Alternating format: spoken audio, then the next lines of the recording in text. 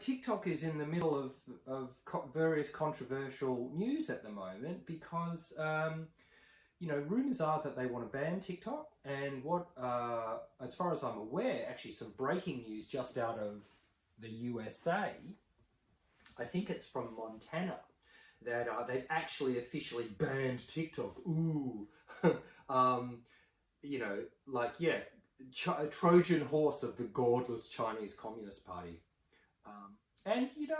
I'm aware of various legislative and policy endeavours around not just the Anglosphere, but the wider Western world that are really trying to, I think, target or scapegoat TikTok as some kind of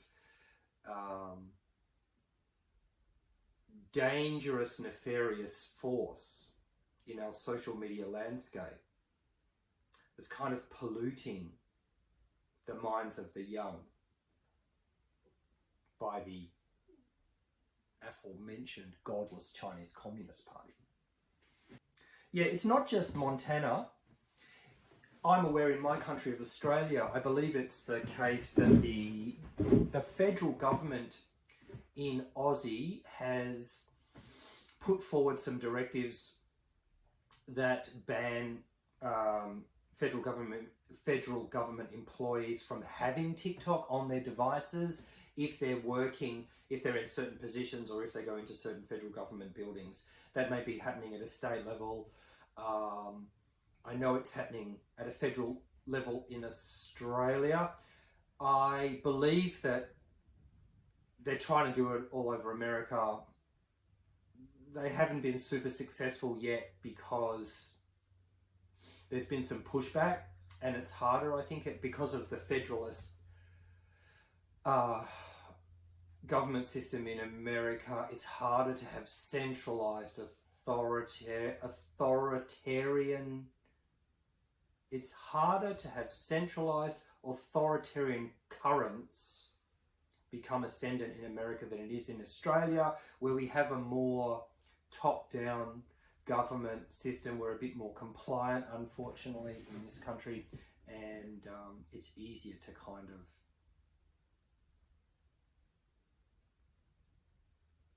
have a kind of diktat from the top and have it come into effect in Australia. Although, as I say, America is the first country, Montana is the first state that's actually legislatively banned it. So what do I think? You probably know what I think about this. What do I think about this?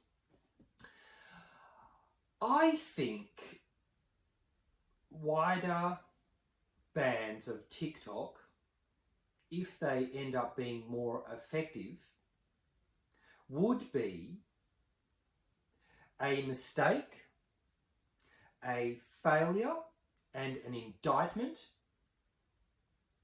of our current political systems and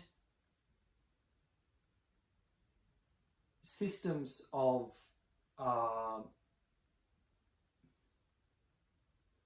civic systems as well, because the truth is that TikTok, like all social media platforms, is full of gold and ambrosia if you know where to look.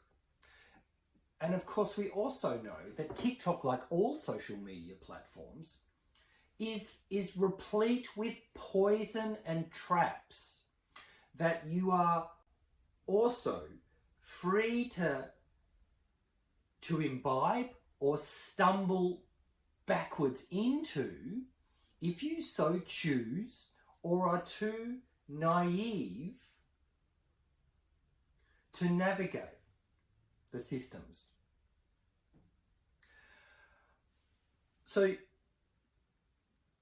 just like all social media platforms, TikTok is full of promise and danger.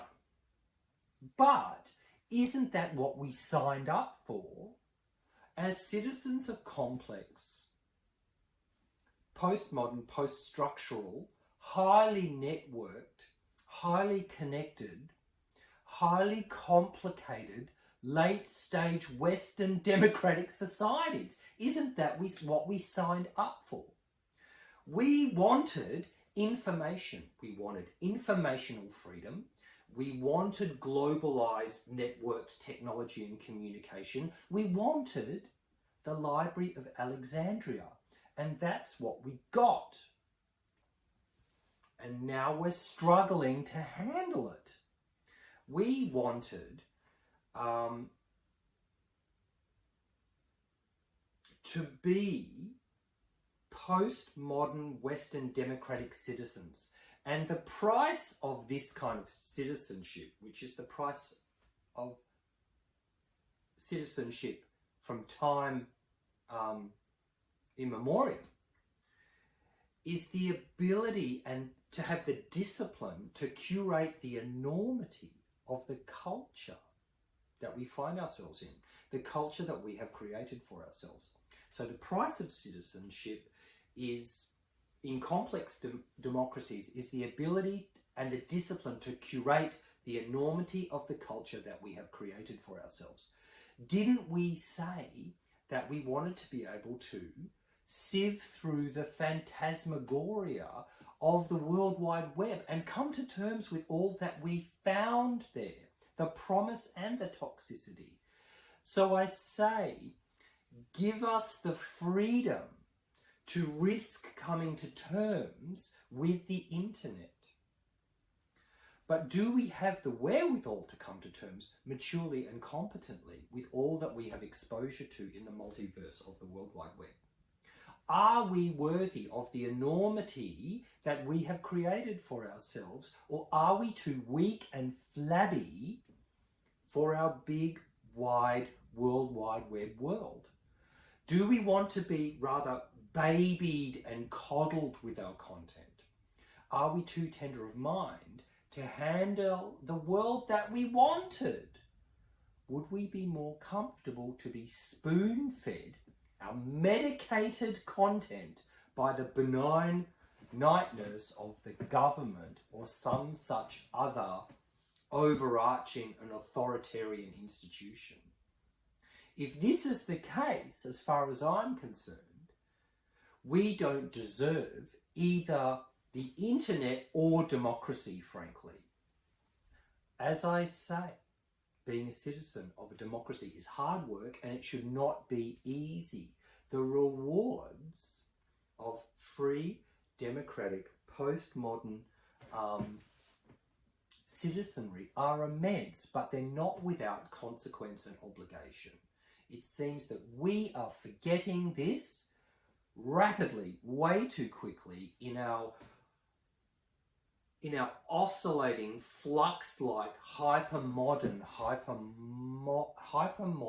hyper-novel society and culture. The debate over TikTok and internet censorship more broadly shows that we are at a crossroads. And you know, the thing about all this is, to the best of my knowledge, and look, I don't know